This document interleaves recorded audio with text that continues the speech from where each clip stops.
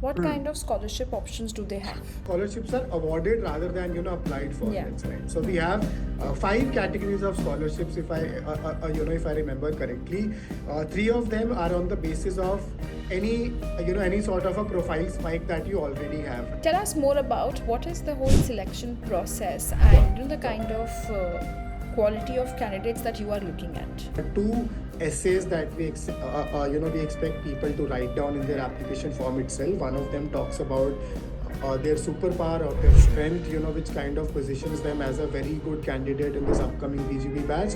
And second is also their vision and their short to medium term plan of what is it that they want to do in their career after they graduate. But we also have this one unique round for ourselves, which is the case interview round, right?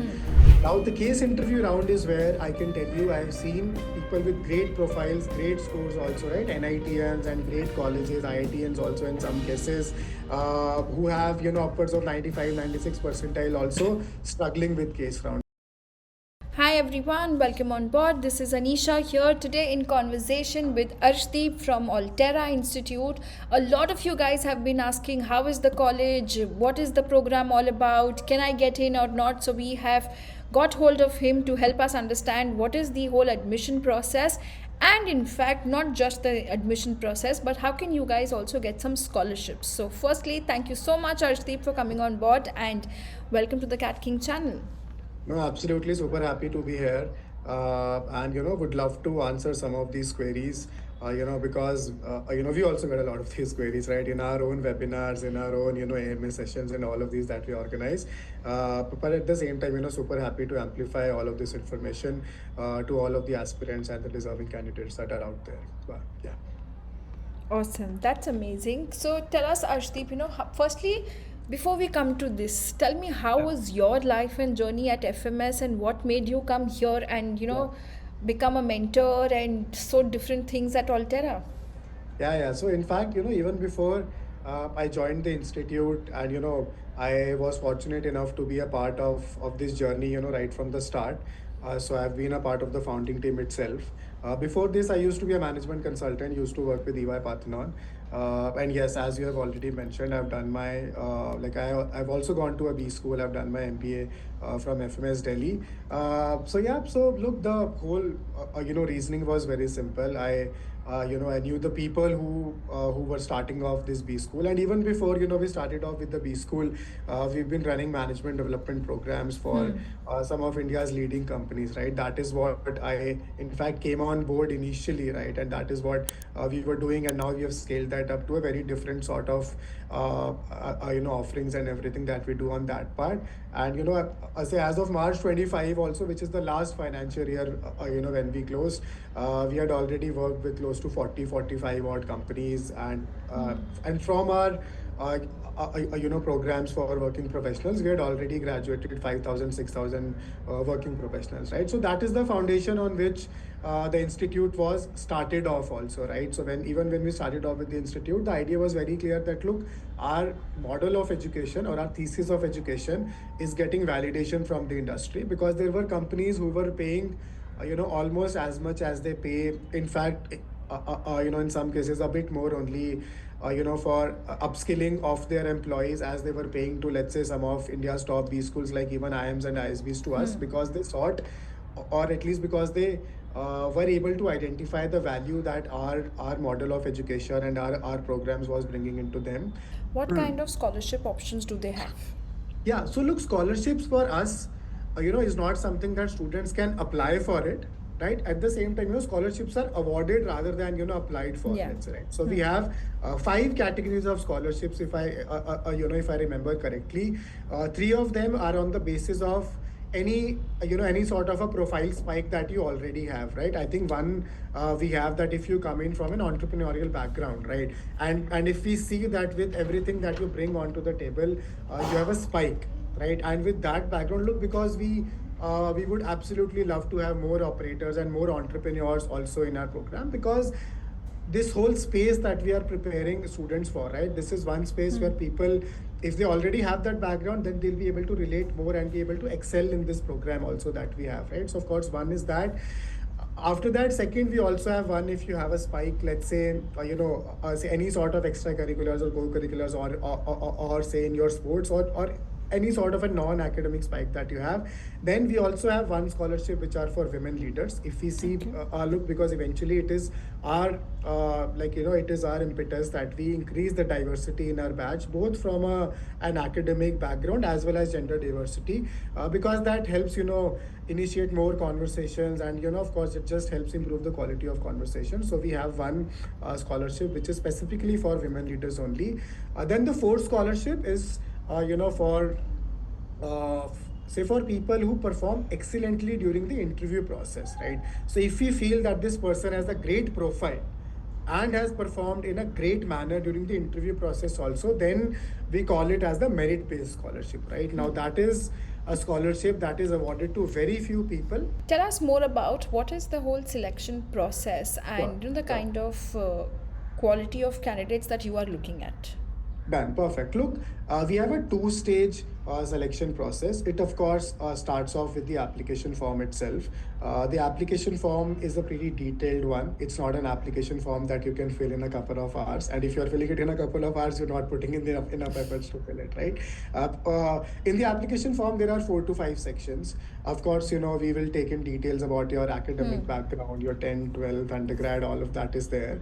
And then, there is also a section on your work experience, right? So in work experience, we want to understand, about the different roles and the different companies that you have worked for.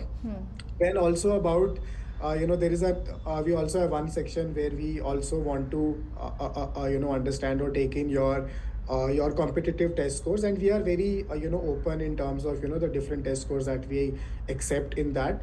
We take in the CAT, the ZAT, as well as the NMAT. We also have our own entrance exam which is called as the ONLAT. But that I'll talk about in a couple of minutes, because there are a few star marks over there. It's not open for everyone, right? And for that, and for you to be eligible to appear for ONLAT, there is a profile-based shortlisting that happens first, and then you are invited for the ONLAT. So it's not that you apply for it, you get an invite for it. It is done after a certain level of filtering that happens, right? So of course, competitive test scores is one section, and then according to me, one of the most important sections, and often one of the most ignored ones, is the SOP section, right? So there are two essays that we expect people to write down in their application form itself. One of them talks about their superpower or their strength, which kind of positions them as a very good candidate in this upcoming PGB batch. And second is also their vision and their short to medium term plan of what is it that they want to do in their career after they graduate from a B school. Right now, these are two questions that we are very interested to understand the students' response to. Because it also helps us understand that that how much in depth they are able to think.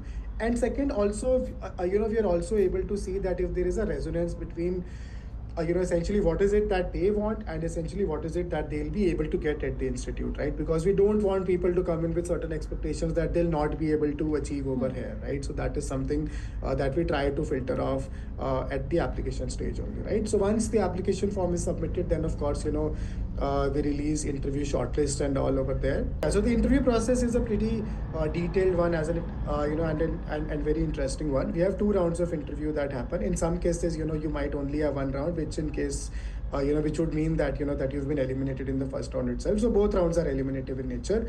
But for most people, I can say 80 to 85% of people, we have both the rounds of interview. One is the personal interview that of course happens for everyone. It is very similar to how it is for all B schools that students interview for. But we also have this one unique round for ourselves, which is the case interview round, right? Now, the case interview round is where I can tell you I have seen people with great profiles, great scores also, right? NITians and great colleges, IITians also in some cases, who have, upwards of 95, 96 percentile also struggling with case rounds, right? Because cases are not something that people are exposed to or have a certain experience of solving in their undergrads in most cases, unless you've prepared for consulting companies and all of that, right? Awesome, that's amazing. Last, if before we wrap up the conversation, any Sure, advice sure. that you would like to give to all the students who are considering to apply? What should they keep in mind while filling the application form that makes it a better fit for the interviews and the scholarships, of course? So look, for us, if I talk about the application stage first, we follow a profile-based shortlisting process, which means that everything that you're mentioning in the application form will be evaluated. At the same time, I can also tell you that on the basis of the applicant pool of this year, right? Because for us, 2 rounds have already been over. Round 2 is going on right now, right? And we have already done the shortlisting for early round and round 1.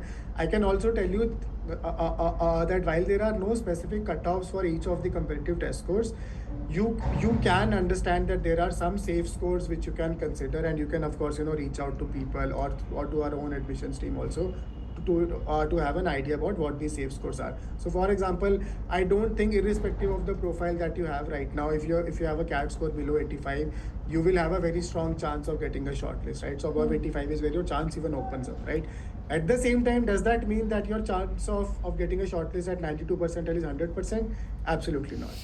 It totally depends on how your profile is, right? Because I can tell you that this year we've also rejected a 94 percentiler whose SOP was absolute trash, and it was a decision that we took that look, if we are following a profile based shortlisting process, you can't just mention one liners in your SOP.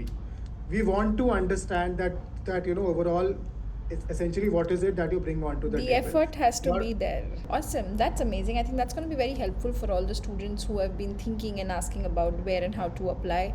And for all the students who are listening to us, feel free to write in the comment section your scores, your profile. If you want to have a fair idea about, should you apply or not, we will help you guys and assist you in taking a better decision. Any other queries you have with respect to the program and the course offered as well, you can put in the comment section and we will take it up for you. Thank you so much for listening to us, and thank you so much, Arshdeep, for making time to explain in detail the entire selection process and the scholarships that they can be awarded. It was very helpful for all the students, definitely.